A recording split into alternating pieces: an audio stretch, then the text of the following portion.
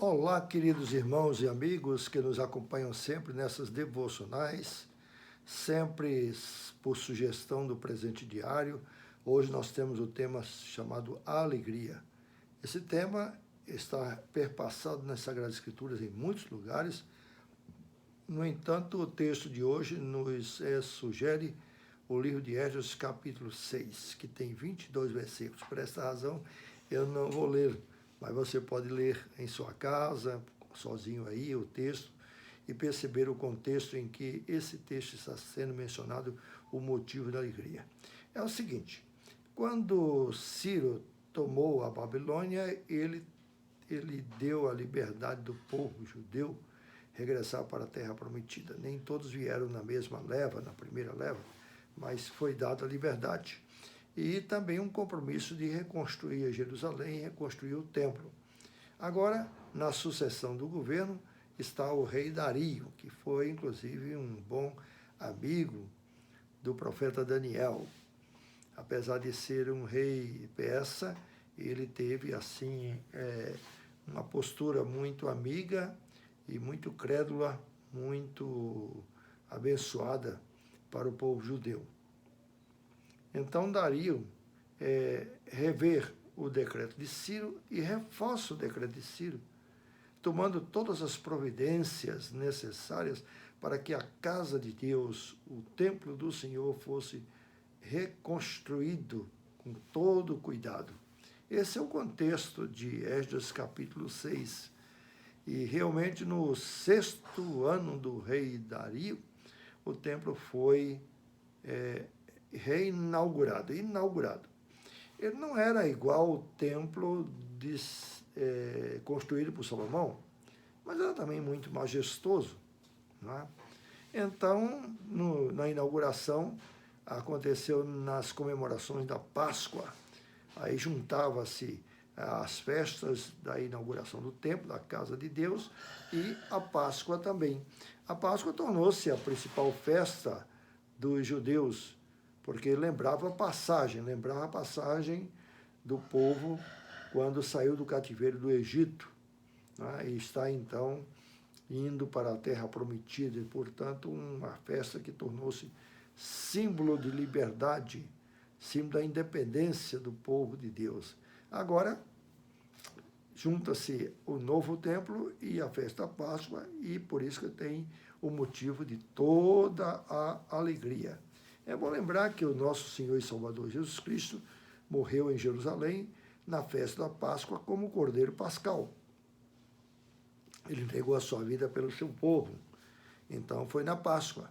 E é bom lembrar também que Jesus, antes de morrer, ele olhou para o templo de Jerusalém, que, diga-se passagem, não era aquele templo construído no tempo de Dario e Zorobabel, era um terceiro templo construído por Herodes o Grande, todos eles no mesmo espaço, no mesmo local de outrora. Mas o templo de Jesus agora é um terceiro templo. Então Jesus vê aquele templo e diz para os seus discípulos, olha, estão vendo aí esse templo? Destruirei esse templo e reconstruirei em 3 dias. Eles ficaram sem entender, porque Jesus não estava se referindo ao templo, à casa, o aparato físico da casa, mas estava se referindo ao seu corpo, à sua morte e à sua ressurreição no 3º dia, como realmente aconteceu. Então, essa passagem de Jesus Cristo vai fazer, então, a ligação da antiga aliança com a nova aliança que está em Jesus Cristo. Por isso, na nova aliança, o apóstolo Paulo, quando esteve em Atenas, conforme Atos capítulo 17, falando para os atenienses, ali no Areópago, ele diz que Deus não habita em santuário feito por mãos humanas.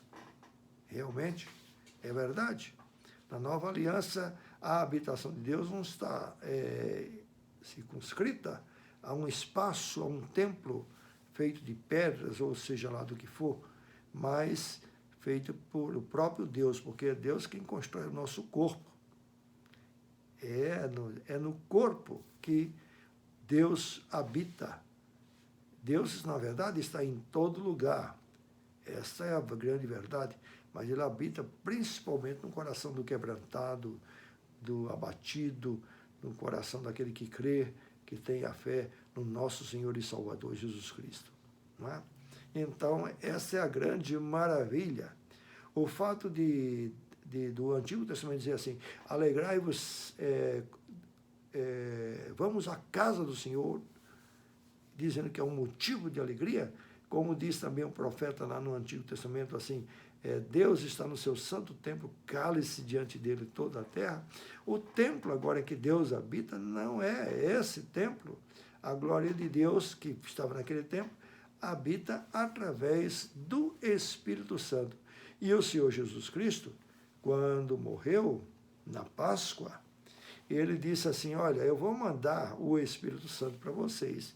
Então, 7 semanas se passaram, 49 dias. No primeiro dia depois da 7ª semana, a saber, um domingo, então Jesus Cristo manda o Espírito Santo. E conforme Atos capítulo 2, o Espírito Santo desceu sobre os apóstolos, sobre os discípulos que estavam ali reunidos, e todos receberam o Espírito Santo. Que maravilha! Por isso o apóstolo Paulo, em 1 Coríntios capítulo 12, diz que todos nós fomos batizados no mesmo Espírito. O crente verdadeiro é batizado no Espírito Santo, porque o Espírito Santo é o selo, é a garantia de que essa pessoa pertence a Deus. Se não tem o Espírito Santo, é porque não pertence realmente a Deus. É uma maravilha a gente perceber essa grande verdade que o batismo com o Espírito Santo, a inserção do Espírito Santo, é quando a gente abre o coração para o Senhor Jesus Cristo, quando a gente é convertido pelo próprio Deus. Assim somos batizados todos no mesmo Espírito, é o Espírito Santo. E o Espírito Santo é, portanto, a garantia, é o selo, é o cumprimento da promessa de que temos um motivo de grande alegria, porque o Espírito Santo em nós, ele nos fortalece, ele nos orienta, ele realmente nos capacita para a obra de Deus, para o exercício da obra de Deus através dos dons espirituais que são concedidos pelo Espírito Santo ao povo de Deus. É fruto, portanto, de grande fonte de grande alegria ter o Espírito Santo, ter o Espírito Santo em nós. E não só de alegria, mas de capacitação e vitalidade.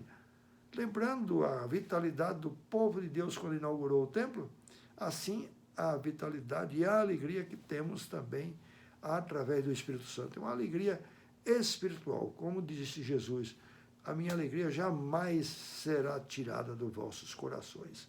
É porque enquanto a gente está aqui nessa terra fazendo a obra de Deus, nós temos a garantia do Espírito Santo na nossa vida como a presença de Deus. A presença de Deus em nós através do Espírito Santo é, portanto, a fonte de água viva, é a fonte que jorra, é sem parar, é a fonte de alegria, porque a alegria do Senhor é a nossa força, não é? Então, queridos, isso não depende de um decreto de um rei, como Ciro, como Dario, ou de um presidente da República, depende apenas de Cristo. Ele foi quem enviou o Espírito Santo, e quando a gente crê e recebe Jesus Cristo como Senhor e Salvador, somos selados com o Espírito Santo da promessa, e passamos a ser parte, portanto, batizados para fazer parte do corpo de Cristo, que é a igreja. A igreja é o verdadeiro corpo de Cristo. Portanto, Jesus Cristo está presente no mundo através da igreja, e nós, por estarmos ligados a Cristo, somos a igreja. Presta atenção, eu não, nós somos a igreja. Eu sou apenas um membro, sou apenas uma pedra nessa construção, não é? Muito falha, inclusive, mas todo o santuário, toda a construção é a igreja do Senhor Jesus Cristo. Todos que creem em Jesus Cristo são inseridos nesse corpo vivo, que é ao mesmo tempo um corpo místico, porque não é tangível, não é palpável, mas é um corpo que está aí presente, fazendo o que Cristo fazia e fez, quando ele esteve na face da terra. A igreja está fazendo o que Cristo fazia. É exatamente essa a nossa missão. Do jeito que diz a palavra de Deus que Cristo veio, e quando veio ele andava pregando, andava curando, andava também profetizando. Assim também a igreja do Senhor Jesus Cristo realiza as obras, porque os dons são dados pelo Espírito Santo, mas os dons que a igreja tem são os dons de Cristo, os dons que Cristo tem, essa diversidade de dons. Nem todo crente tem todos os dons, não, nem todo crente não, nenhum crente tem todos os dons de Cristo, mas tem alguns dons, mas nenhum crente verdadeiro deixa de ter pelo menos alguns ou um dos dons de Cristo. Essas coisas são assim, carece da gente dar mais explicação, mas não neste momento, meus queridos. Então, a gente vai ficar hoje com essa mensagem, falando sobre a grande alegria nossa, que é ter Jesus como Senhor e Salvador. E a presença do Espírito Santo que nos fortalece, nos habilita e nos capacita para o testemunho da fé no nosso Senhor e Salvador Jesus Cristo. Que Deus, portanto, nos abençoe, nos guarde, que Deus nos use para a sua glória e louvor, porque o objetivo do templo é resplandecer a glória de Deus. Vivamos para a glória de Deus, portanto. Em nome de Jesus. Amém.